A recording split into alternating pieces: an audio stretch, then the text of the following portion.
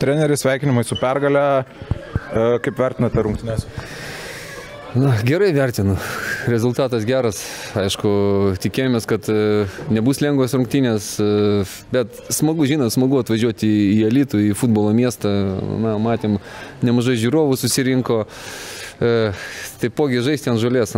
Tikrai aikštė buvo gerai paruošta, tai buvo gerai žaisti, nes dar prieš tai ir lietutis nulijo, tai kamuoliukas vaikščiojo, tai buvo smagu. Kiek svarbu tai, kad šiandien Maiklui pavyko pasižymėti?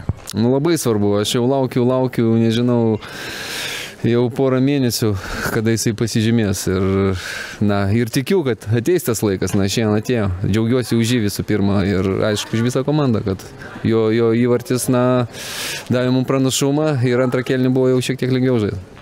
Klaudijui Upstui trauma ar kitos priežastys nulėmė tą keitimą?